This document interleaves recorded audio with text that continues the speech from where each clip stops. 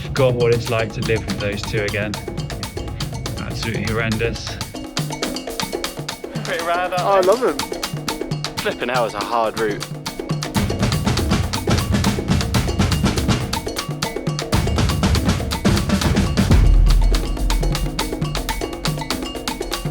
It's actually frosty, look.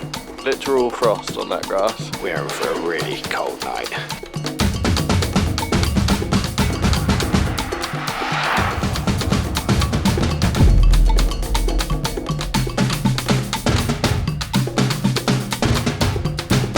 That's good work.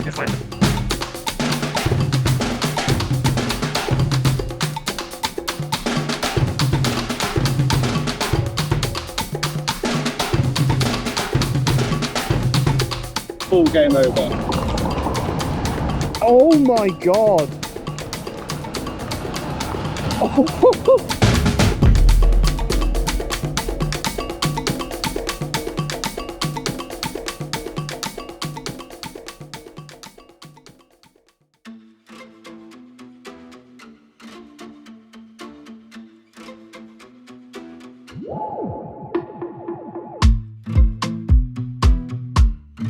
Portugal wasn't what I was expecting at all. You know, I've been there a couple of times before, but not sort of in my adult life. And, you know, we landed, and just due to like schedulings and timings and where we were flying from and stuff, Jack wasn't there with us on the first day, which we had for setting up. So we started setting up Jack's bike, and we noticed that, I'm not going to say he packed it wrong, but he didn't pack it right. And his derailleur was very bent when it came out. It wasn't usable. So, you know, the idea of how we were going to be spending that first day of Portugal quickly changed from being, go right to a coffee shop and have a chilled out time in Porto and do something cultural, to let's find any bike shop that's open that's got a derailleur. Turns out there wasn't any. 9 speed, 9 speed, 9, 9, 8, 7, B-twin, 6 speed. It doesn't look like they have it. Fuck. Okay, that's not great.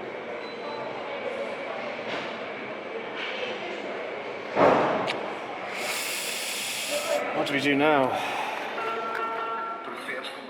It was such a specific thing. It needed to be like an 11-speed derailleur Shimano. To have that in stock, you know, if you're at home, you could order it online and you've got a week or whatever until it arrives, but we needed it instantly, which just added to the stress really. But luckily Tim managed to find on Facebook Marketplace a guy who was selling a SRAM, which was different to what Jack needed, but it would, with some compatibility issues, it would do him good. So yeah, then we spent a good deal of time cycling across the city to meet this random guy. 40 euros later, we've got this.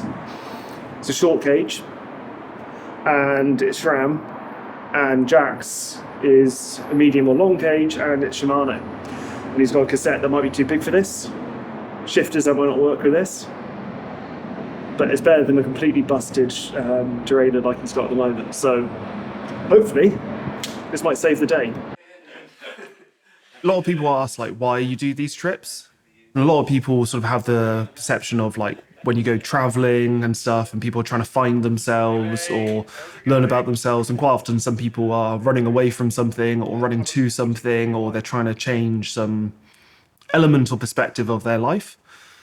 And in some ways it doesn't feel so grand as that for me. Like I have to go and find something here. You know, I'm not ripping up my playbook in order to do this. However, I do notice that I get a bit itchy. I start drawing in the margins of my playbook. I'm starting scribbling and coming up with ideas, and I suddenly have this excitement and want in me to go do something. So whilst I might not be ripping up the playbook, starting again, trying to redefine myself, or maybe tearing out a page and trying to see what comes next. And that's what these trips are. They're an opportunity to go adventuring, not wandering. I'm not on the road forever. This is This is leaving my comfort zone for a little bit, finding what's good out there and what I can bring back into my life. That's why I enjoy these trips. That's what they offer me.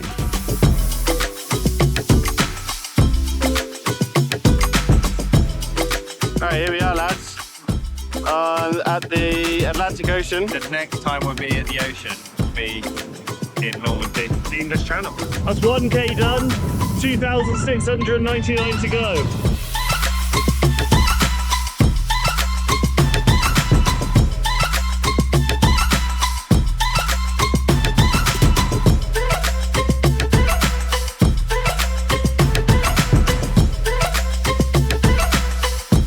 So yeah, this trip was designed probably like 4 years before we actually did it, 3 years before we actually did it. COVID and a whole load of other things got in the way. But eventually we got to fly to Porto on the coast of Portugal. It was essentially just cycling back home. Yeah, just made our way back gradually across Portugal, Spain, France, and then a little bit of the south of Britain.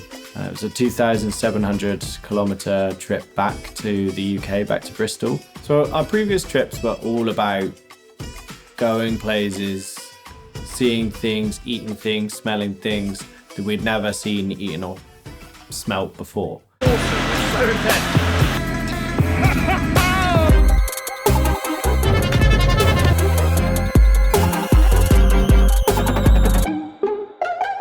This one was a little bit different for us. This one was about sort of testing ourselves as cyclists, testing our ability as athletes, if you like. We wanted to really just find the limit of ourselves physically as well as emotionally.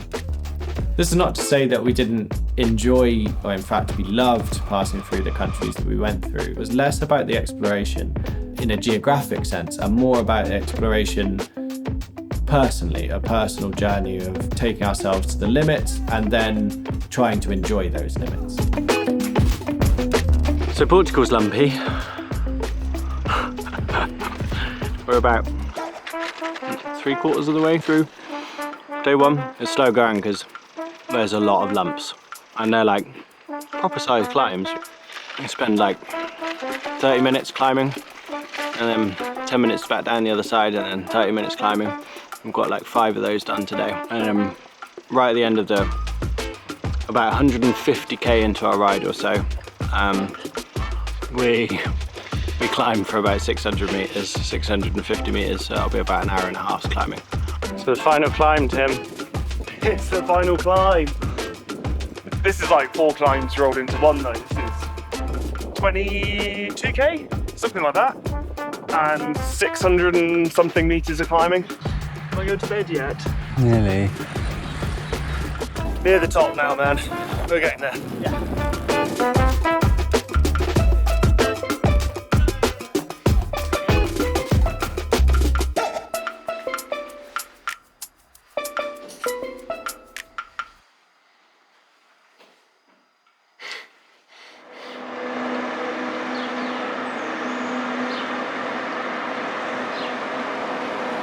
Come on in, cruel world.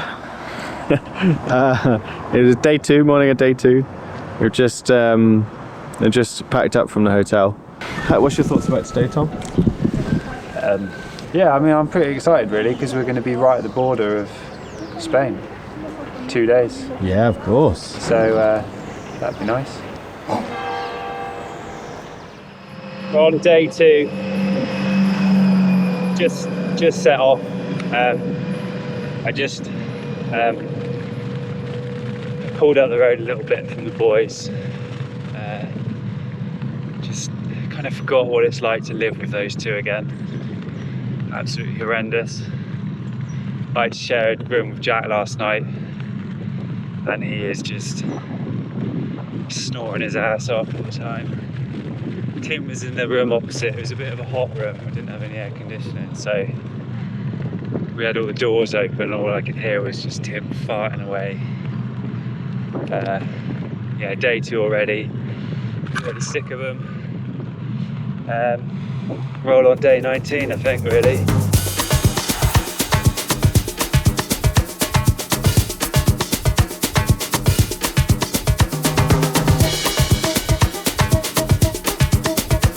we were just in this small town, quite a nice town, you know. This was one of our few stops of that day, and we're like, great, let's ride, let's crack on. We've got a lot of miles, a lot of hills to do, yeah.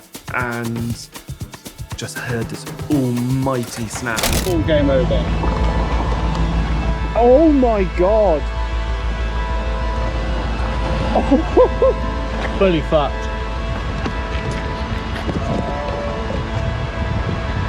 That is not good.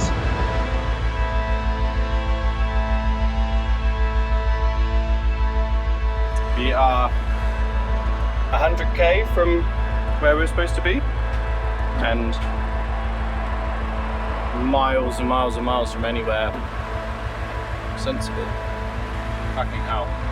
Do you want to explain what's happened? So it was just riding along on our way out of town. We just stopped for a snack, and they changed gear, and the new derailleur that we put on caught in the wheel and fucking tore itself to pieces. We're in a fairly decent town, I guess, so it means we might be able to find a bike shop, maybe? That might be optimistic. Might be optimistic.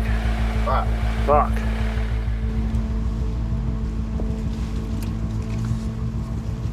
So we're sort of stuck in this town.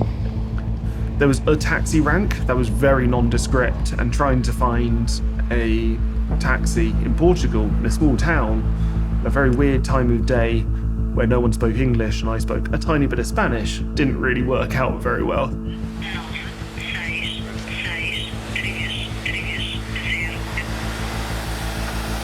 I'm picking up. What's happening then, Jack? So, bike's broken, which means I need to get to a bike shop. There's not a bike shop in the town that it's broken in, so I need to get a taxi. So I'm going to put the bike in the taxi, or try to get a taxi to, there's like the next town over, it's about 40 minutes north of here. I've been messaging a guy, there's a bike shop there, which he says will be able to fix my bike, hopefully. So now the next hurdle is to try and get a taxi, but I think because we're in the middle of the day and it's Portugal, the taxi companies aren't picking up, so... 20, I think. 20. Okay. Okay. And I'd like to... All of a sudden, we were a man down. It also started raining as well. It was a bit of a bummer, you know, and we were just worried whether Jack could actually get it sorted and whether we'd see him again, you know. And then I'd be stuck with Tim forever, which I don't think I could have coped with.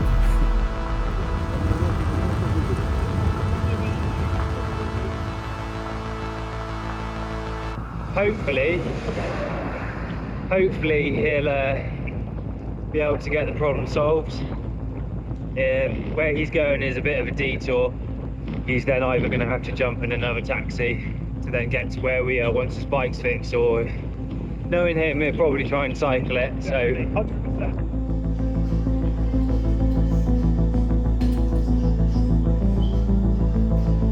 I mean, it is now 20 to 5. At 20 to 1, my derailleur basically threw itself into the back wheel, tore itself to pieces, and well, yeah, 20 to 1 to the day. My ride was over pretty much. I got in a taxi from one small town, couldn't tell you the name of it. We were right in the middle of nowhere, no bike shop in that town, so I had to rely on getting a taxi. The boys carried on riding, they stuck on the same route. They had about 90k, 96k to do, I think, from that town. Whereas I got in a taxi and went 50k north to another town where there was a bike shop, and thank God they had the right derailleur. So on bike, you're the guys. Somehow managed to make it here. Right, I've got some hours left to do on the bike. It's 20 to 5, hoping I'll get in before dark, but I've got a lot of climbing to do. It's a super hilly route, so maybe not.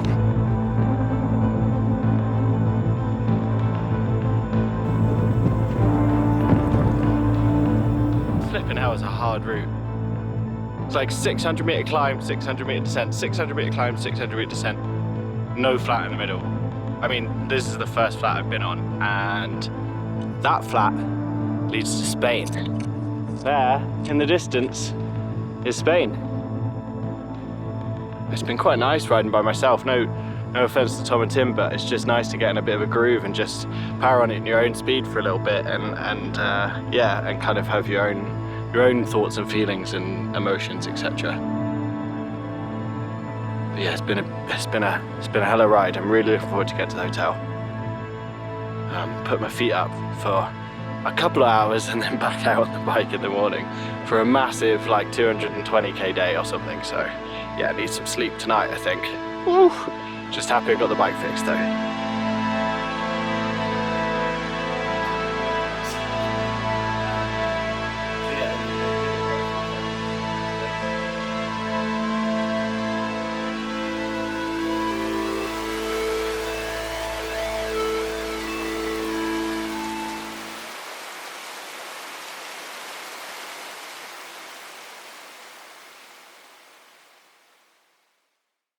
Day 3, and we're doing, I think, 225k I think today.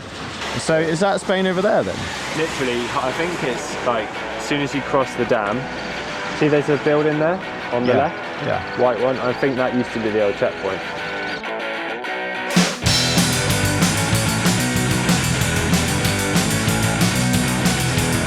We done it! We're in Spain!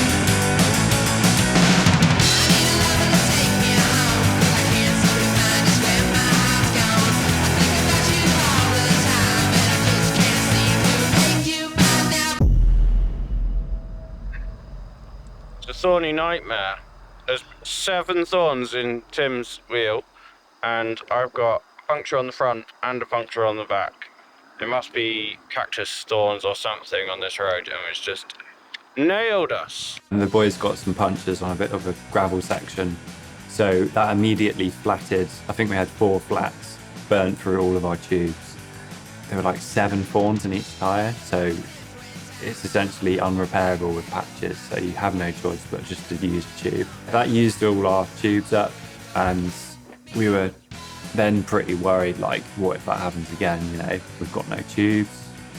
So there was this whole ordeal of, you know, we might have to go off route to go to another bike shop, because I think the next town that we went through was like 3 days away that would have a bike shop en route.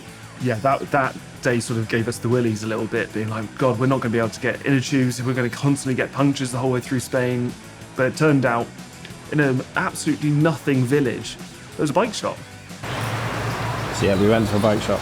We managed to stumble across one, not too far down the road actually, and we managed to get more tubes, which is good news. So I think we buy 7 inner tubes that day.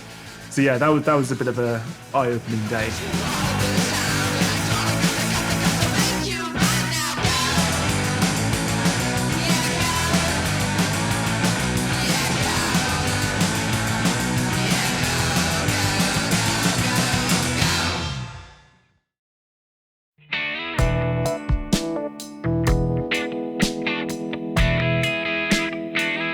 So these sort of trips, they come along with a lot of offerings. There's lots of things that you can pick up and put down. Sometimes it's quite hard to have a distinctive moment from it, like I'm doing this for adventure or to please my soul.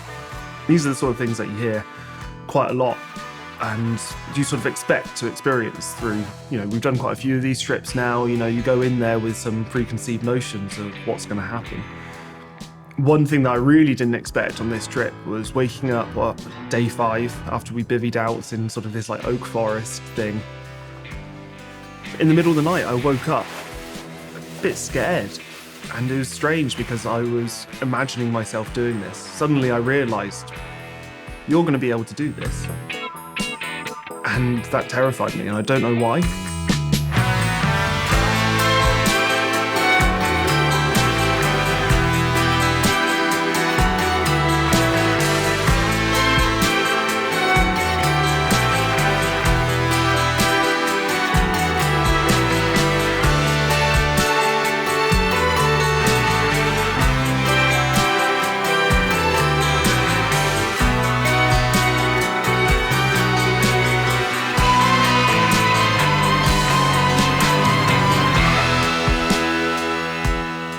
I think I spent so much of my life having potential and also having a lot of ambition.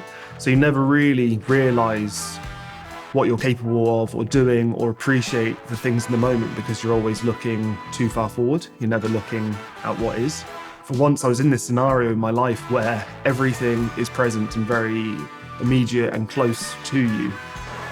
I just had this overwhelming sense of I'm achieving something right now. I'm doing something for me. I now just have to get it done because I can do it. I can fulfill something that I was going to do. There's multiple places where you could hop off on this ride. You know, if something went really wrong, I really thought one of us might leave in Bilbao, someone might leave in Toulouse, you know, one of us slips out and has a crash. Are you warm? No. So cold. Everything's wet. Where are we? Spain. It's a long way, but all of a sudden I was just like, we're all gonna get this done, and now we've got to do it, and I've got to face up to that reality. I still can't understand really why I woke up so scared from it, but that was one of the most interesting realizations of the trip and something I had to ruminate with, and one of the learnings that came from it, I suppose.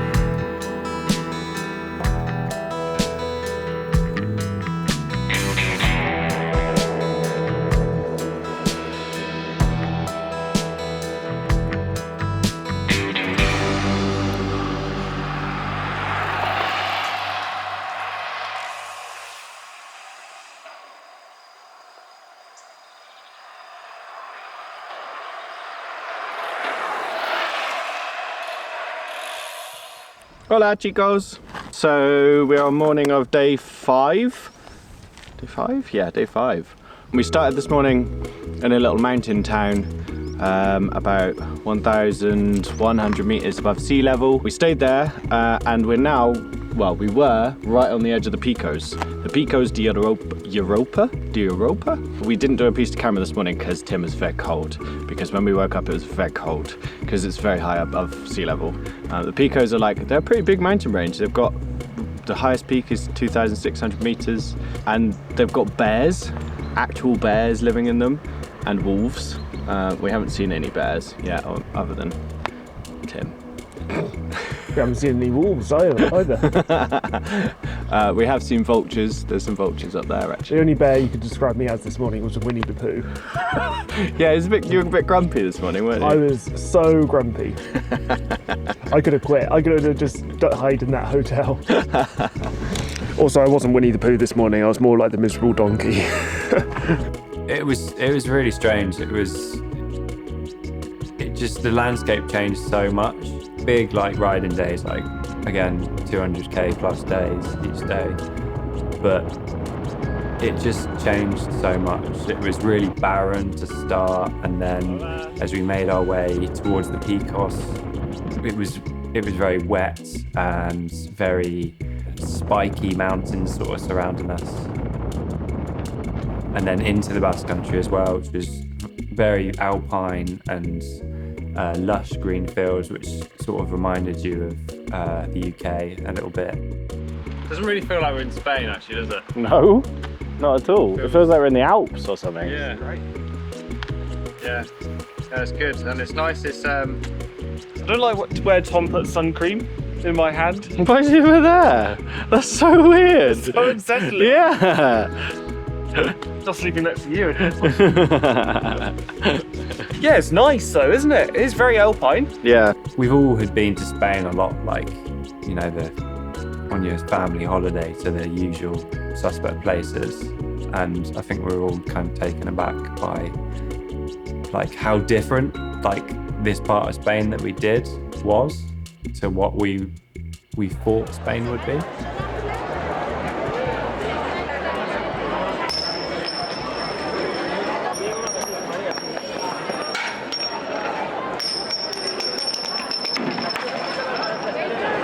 You're here with Friction Sports reporter Tim Lages, or Tim Praguez, as they would say here, for the infamous game of El Sticko, El Metal Puckos, Throw-O from 20 metres. Try to hit it. It's a thrilling game. We've been here for 45 minutes so far. It's happened twice. They're not very good at it. It's a local game, and I think it's local for a reason.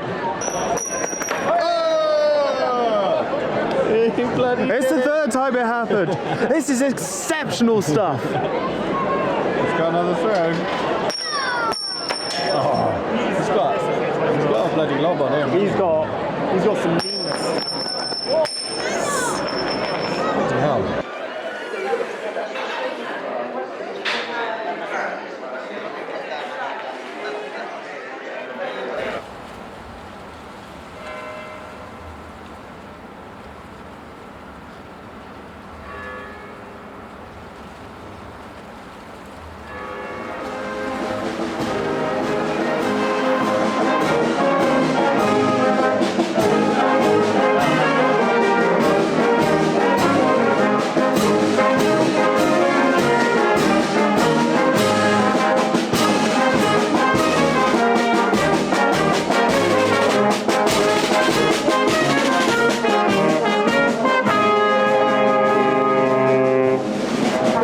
It might be open later, we don't know. Is it recording? Yeah. We are in, where are we? Sangüesa. Sangüesa, and there's a fiesta going on at the moment. Very picture a traditional Spanish fiesta, and you've got it. White costumes, red ties and red elements. It's a lovely little town, it's beautiful. And there's a lovely campsite as well that seems quite quiet, cheap, and we can sort ourselves out there quite happily. But it's a Sunday, everything is closed. Well, there's bars that are open, and there's clearly a bit of a party atmosphere, but the one place that we know that does vegan food is closed, all the supermarkets are closed, seems like all the shops are closed, so we're just going to have to navigate our way through this as best we can. Get on the beers. Or just get on the beers, but we do have a hard day tomorrow, so... It was a Sunday, so which we didn't even think. We completely forgot, as you do when you're bike touring, you don't even remember the day, let alone the time. And we arrived at this place and just everything was shut. And there were just us, 3 hungry boys.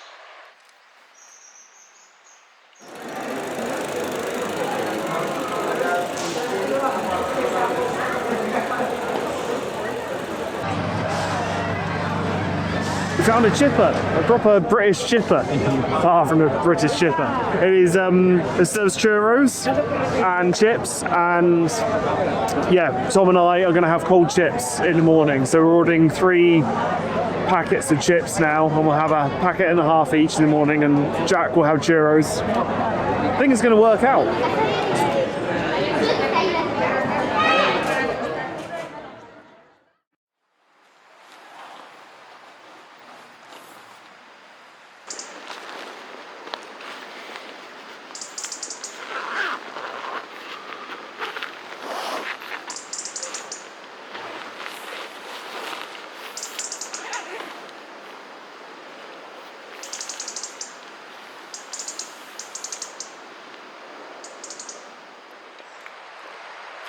You want me to talk?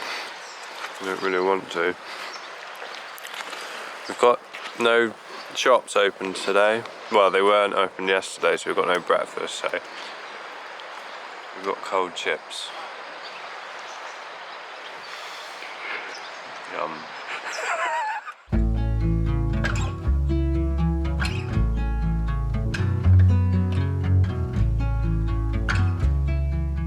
Basically, because of where we were situated, we then had to ride, I think, like 80k, knowing that there was not going to be a shop. It was this huge gravel section to start, which was like 20k, and then just put us just right in the middle of nowhere, basically.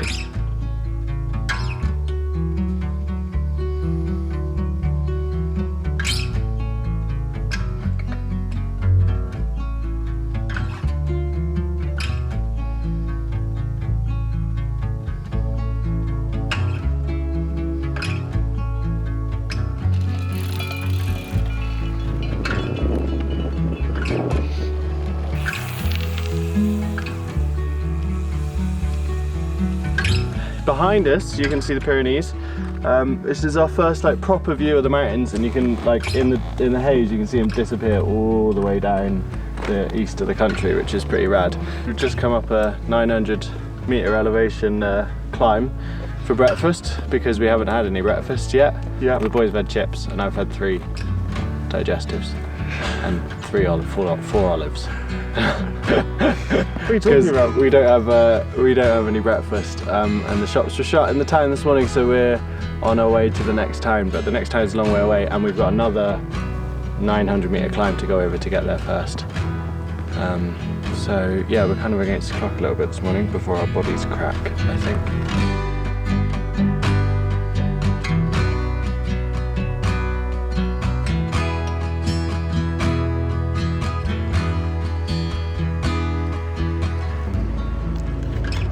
Just like proper savage, up and down, never flat, really like fucked up road surface, gravel and shit.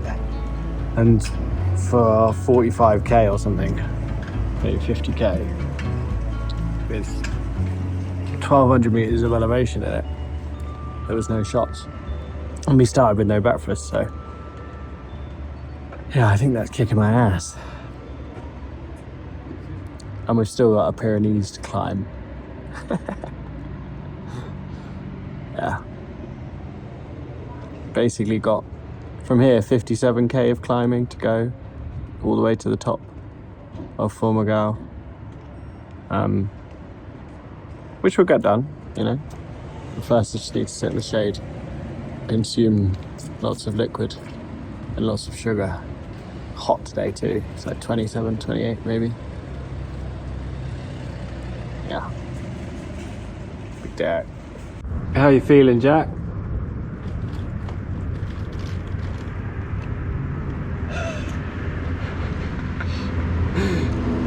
Chug, chug, chug, chug, chug. A bit like that. A bit juicy. A bit juicy, yeah. By the time we eventually arrived at the supermarket, we were pretty hungry, had burnt through all of our food reserves, and then just spent, I think, like an hour just outside the supermarket, just, you know, like refueling and all that sort of thing. Because then we knew that we had a pretty hefty coal that we had to get up and into France before the end of the day. That, ladies and gentlemen, is our first time for France. Almost there now.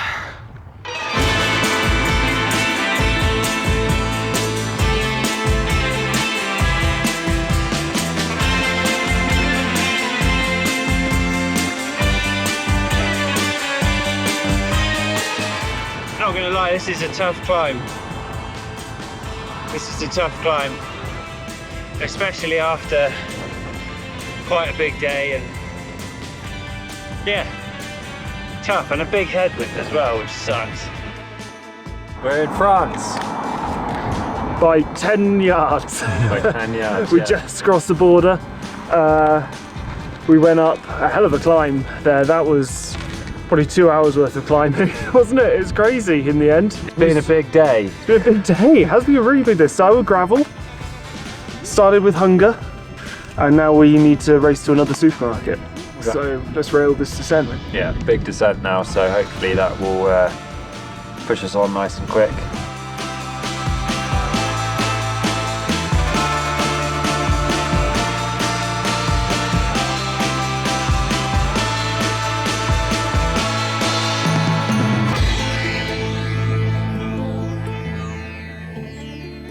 We are morning 9 this morning, and we're in France. We made it over the border last night, and this morning we have the biggest day of climbing on this trip. It's like 3,000 something meters total. We go over 3 cols, the Tourmalet being the biggest, baddest of them all. But excitingly also, we get to see Sam today. Sam's flown out and he's going to join us for part of this trip. He's going to join us for the next week or so, which would be really nice. We get to ride with him for a bit. Some sick new specs. What's all this then? Do you like them? They're pretty rad, aren't I they? love them. Tom reckons I look like Cipollini. I think you look like Aaron Thomas. It's a Sam! How you doing, man? What's up, man? How are you? Well, nice to see you, man.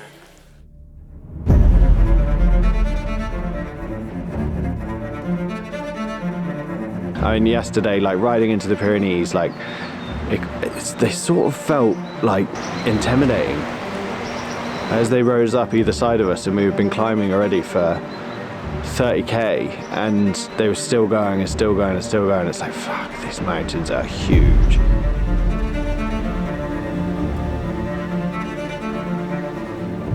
Gonna realise just how big these bad boys are.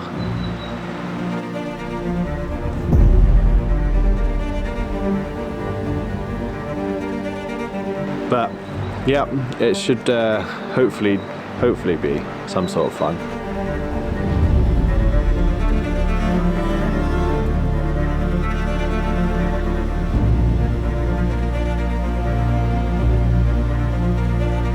Can't take a picture, my hands are shaking too much. man.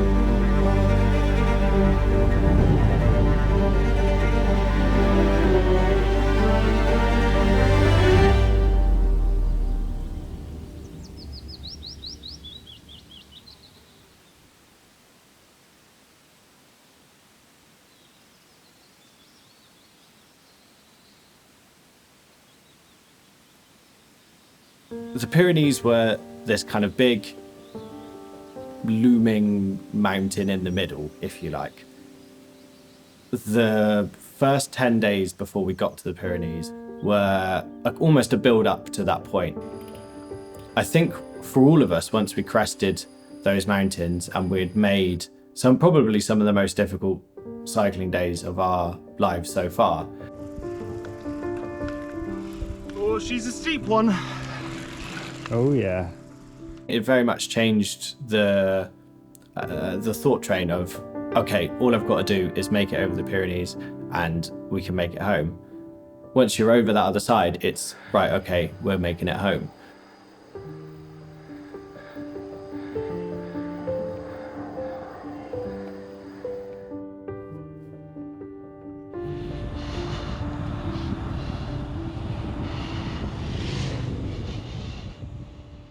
That was really hard. That's my first ever time above 2,000 meters, and what a privilege it was to do it on a bike under my own power. That was hard. That's a really hard mountain. No wonder it has its reputation. What a thing to do on an afternoon. God, like it took so long to recover afterwards, just gasping the whole time.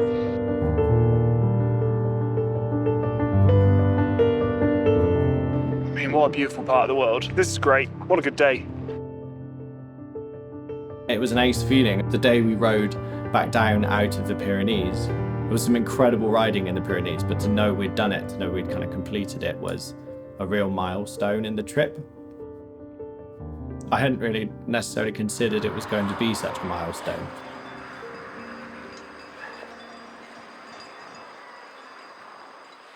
Now, let him say it. Go on, Tom. Is everybody? Tom, don't let anyone interrupt you this time. Is everybody? Make sure you know that.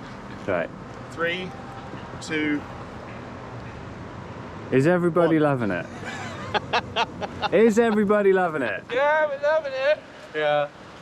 I go through periods today of like enjoying myself because it's beautiful here and hating it because I'm so bored of being on my bike today. Well, you know what they say about love, don't you? What's that? If you've got to force it, it's probably shit. Don't they say you have to work at it?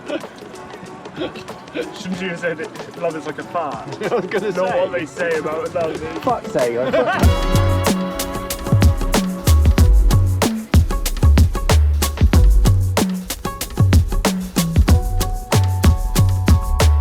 Right, just come to the top of, I think, one of our final foothills of the Pyrenees. So behind me, where the boys are, right there, you'll see the Pyrenees over in the distance. All right, lads. And over here, is the great expanse of France that we have to cross. Bye bye to the mountains, hello to the Loire Valley, hello to Toulouse, hello to the Normandy coastline, a bit of Brittany. So over there is 1,000 kilometers of France that we've got to cross. Yeah, looking forward to it. Should be good.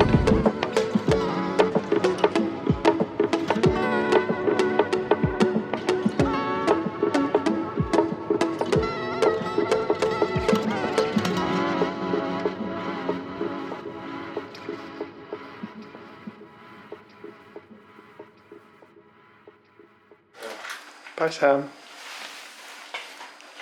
Bye everyone. Bye. Bye. Bye, Sam. Tell me of your emotions leaving Sam. We're all quite sad leaving Sam because, as he mentioned earlier, he's the butt of all the jokes. So now that he has gone, we just end up fighting between each three of us because we've got such high egos. None of us can accept that we are the lesser, whereas Sam knows he's the lesser. I'm not sure that's how he framed it. That's why I'm leaving. That's exactly his words. Yeah, it's close to that.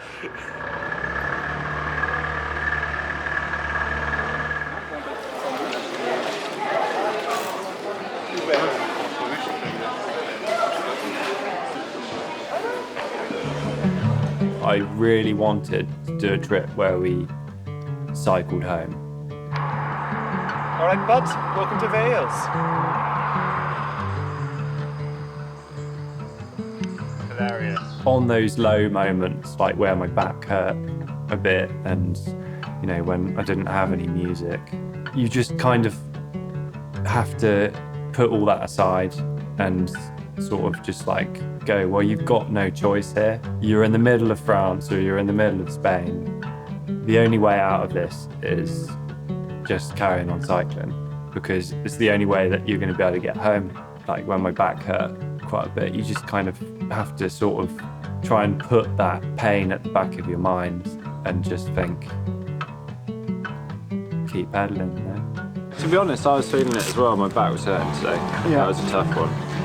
Mainly because it was stacked on top of yesterday's ridiculous shenanigans.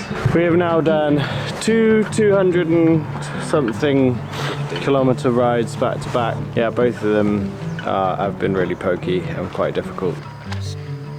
Just a bit annoyed, really. Annoyed? Yeah. I mean, you've done enough cycling. No, it's just like when it rains like that, it just it like goes straight to my back. I know it sounds like I'm a snake. It sounds like you're an 80-year-old. Yeah. Yeah. But it just goes straight to my back and then I get really angry, like very angry. Sure. And my only way of getting around it is by riding as hard as possible. Realistically, in that moment, the only means of transportation I had to get myself back home was my bike. One of those things, isn't it, I guess? Sometimes it will hurt, some other times it won't, eh? Yeah. And at least you got to day, whatever we're on, 17, 16, Yeah. without it hurting too much. Yeah, To this point. Comes in waves, basically. Yeah. It's just a bit of a bad wave today. Yeah. Talk me through your breakfast, Tom. What have we got here? I've got 2 baguettes, peanut butter, and a shit ton of bananas. And some So many juice. bananas. Well, they have fried bananas as well. And yogurt, orange. And bars. And Oreos. That's for rides.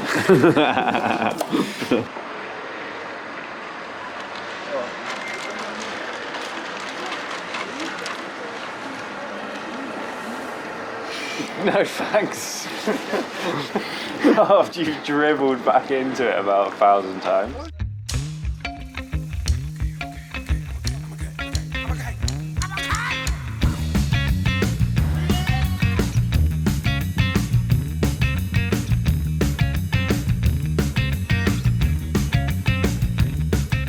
So ultimately, we were just riding home, and that sort of changes your mentality. When things get tough, you don't have any other option. You just have to keep turning your pedals. Easier to keep going than it is to turn back, you know? What have we got to turn back for? Nothing, it's just the tightrope walker's philosophy, isn't it? Yeah. Once you're in the middle. There's nothing for us back there. Only forwards. Only forwards. Constant forward progress. Riding my bike, man, nothing can stop me. Prefer the small dog, cool transportation. My head exploding in a direction, making connection. Long time coming, stuck in the dirt. Breath is burning, haven't you heard? Don't wanna be late, missing the action. Reaching the bright light of satisfaction. Can we start typing yet? No, mate, sorry. Please. Please. Jack doesn't want to do this anymore. Which is fortunate because we've only got what? 200 kilometres left to do? 230? I don't like bike. No. What's the first bike ride you're going to do when you get home? I'm not. You're not? I've given up. Selling all your bikes? I just give them away.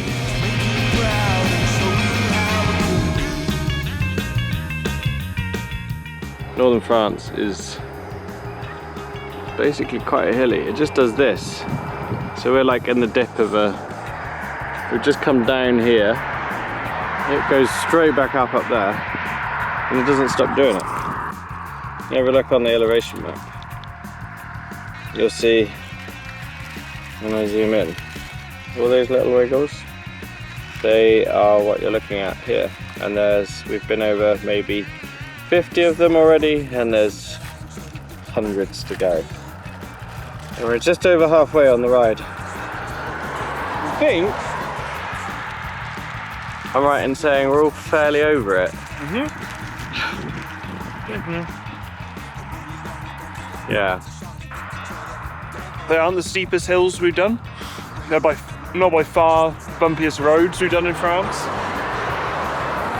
It was meant to be raining. There is blue sky. We are all capable of getting to the finish. Stop being so fucking positive. I'm sorry.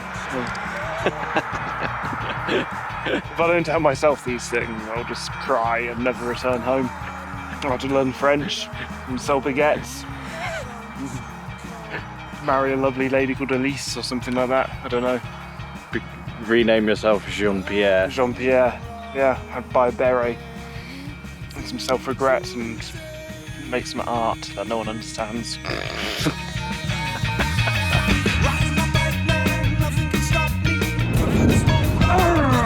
Okay, we're going to the sea.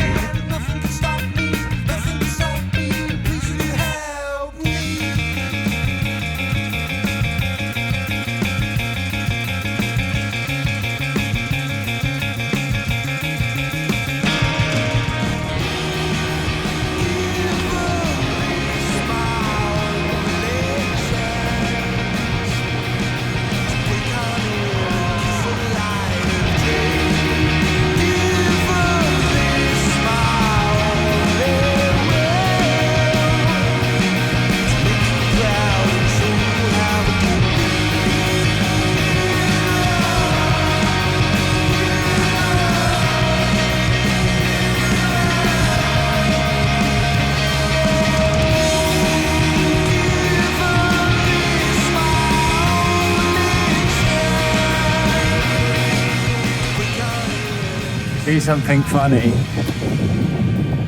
Oh no! As we were rolling into Cherbourg, and we saw that we were coming down like a massive hill into Cherbourg, and we saw the sea like for the first time since Portugal. I mean, that felt pretty cool, really. Like we had nearly cycled all the way home. See, boys! That was the bloody sea, wasn't it? Let's go get a look at it. Yeah, it felt like a pretty big achievement, you know. I suppose like I quite often compare like experiences to past experiences, and I suppose in that moment I thought like quite a bit about, because I cycled across America years ago, which was obviously a much bigger tour, but I don't think it had the same impact on me as the process of cycling back home. And in that moment, like looking down on Cherbourg and the sea and feeling like, yeah, you know, like I've done this, you know. Yeah, felt good.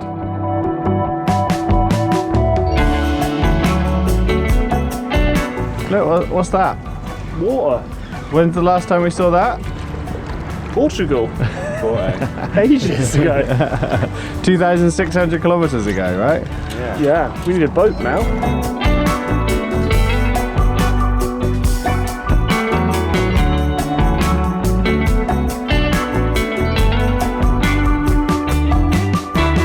How good does this feel? This is great. That foam will get me knocked off a little bit though. Cider. So Cheers, mate. It's Cheers, a man. good fucking ride. it was a great trip. We thought we've got to have one last bivvy on the trip. It's sort of rite of passage of a way, one last little adventure before we make it back to Bristol the following morning. Looking at the bike computers, realised it's about half the outside temperature that was forecast. When we got off the ferry, we were like, this is a bit nippy. This is quite cold. It was said it was supposed to be about 12 degrees centigrade. It was actually about 6 or 7. We've got summer bivvy kit, you know, like proper thin sleeping bags and a camping mat, and that's it. And it was literally dropping degree by degree as we rode out of pool. And this freezing fog started rolling in, and it started going from 7, 6, 5, 4, 3. I think we saw as low as 2 degrees before we found our bivvy spot that night. We were fucking freezing.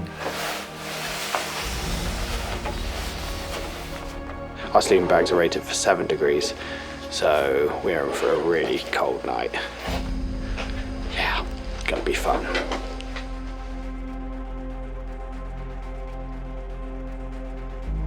Okay, so it's like 5:30 in the morning. All of us just had a shivery lie down for 5 hours.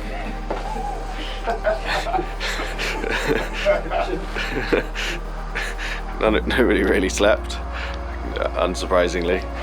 I think I went in and out for a tiny little bit, but it's fucking impossible to breathe in those bivvies when they're done up. It's probably 3 degrees, maybe, I'd say. Toes are fully numb. Shivering. It's gonna get light in about an hour. None of us have like proper winter gear, so we're going to go to Tesco's, which is just up the road. Luckily we've only got 100k to ride today on no sleep and numb feet. Why'd we do this? Stupid shit. We have got basically summer bivvying equipment. Summer sleeping bags, And it's 4 degrees. summer gloves, summer coats, Summer socks. summer socks on his hand. Socks on your hands. Yeah, it's actually frosty, look. Literal frost on that grass. Welcome back to winter.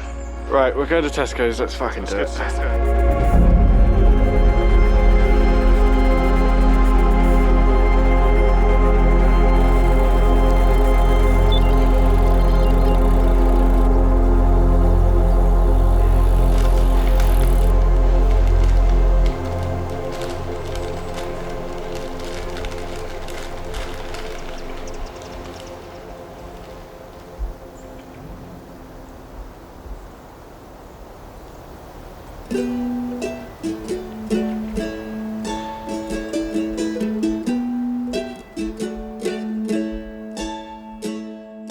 It was a really strange feeling. It was surreal. We'd been looking forward to getting home the whole time we've been on the trip. You know, that was our kind of goal. That was where we had been aiming for. But at that point, the trip was coming to an end, and there was a lot to unpack. There was a lot of adventure to unpack and a lot of emotional stress falling away of, you know, would we make the ferry on time? Would we make it over the Pyrenees? Would we make it across the cactus-strewn desert of northern Spain? You know, all of those types of things were all falling away, and we realised we were going to make it. Did we want to make it at that point? Did we want the trip to end at that point? I don't know if we really did. We're going home! We're going home! It's going! Something's going! I think we could have quite easily carried on riding as a trio and ridden all the way up the country and still loved it. At the same time, it felt amazing to be home. I think we should just count ourselves lucky for what we've got, you know? Friendship. It's the most Erections. Thanks, Thorns. Erections. Tom said a good thing on day 2, that when we're in bad weather, the climbs are steep. I was struggling a little bit. He said, oh, it's all just character building, which is very true. It's a really good statement as well, not because I'm talking about character, but because of building. I don't think you find yourselves on a trip like this, you build yourself. You know, you add bits. This isn't a journey of discovery, it's a journey of making, for me at least.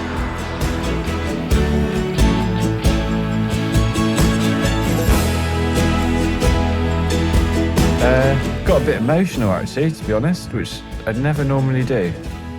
I'm not one for emotions. I mean, I've done bigger trips, but in the past, but I think there's just something about, I guess, all of the stuff we had to deal with, a lot of things thrown in our way, and yeah, I think also just the fact that we cycled home, and I think that coupled with just generally cycling with your mates, you know. Yeah, so I had a little cry on the way back for a little bit till I hit a massive hill and then had to dig deep. Yeah, sad. It's the end. It's raining, so I'll keep this brief. But I'm home. 20 days later, about this time, 20 days ago, I flew to Porto. I've just ridden home. How about that? You the first thing I think of when I wake up at 7:30, late for work. So when I get there, they look at me kinda dirty. I look at pictures of us together and think I ain't worthy. And part of me, I've been known to get wordy. This little birdie told me I should tell you. I'm having a butter bean, artichoke, guacamole and salsa baguette. Mushroom box. Tabbouleh box. And this one, this extra special one, although it has no label, still tastes of tuna. If I ever don't seem it, I appreciate you holding me down like a block of cement. She got a job, working for long hours a day. When I was away, but she be holding me down, holding me down. I ain't around, holding me down. She got a job, working for long hours a day. When I was away, but she be cycling on a hill. Whoa, Tourmalet. Friends say I'm a bum, but they just don't understand the sign. You know I love you a ton. They don't know what we become since I've been on the run like I'm fleeing prison, just trying to see through my vision. You can't expect everybody to get it like food prevention. You might go on, then you want mutant. But spending every minute together ain't cool like that. Out like I was true religion before I'm assuming winning. If it can't pack it up and move it, you be super with it. I know it's hard working in offices cause I done did it before. Feeling like a baby up in the straws. When it's all said, 3 baggies down, one in the triple, chips, and a sausage and egg McMuffin. I reckon that's my calories done. That's a good one. Actually one of the most dangerous. I have a tiny tail for my big old body. And a big stinky bitch that drives around in a lagoon. I have 40 friends. I'm a big animal. I only have 40. Big stinky bitch.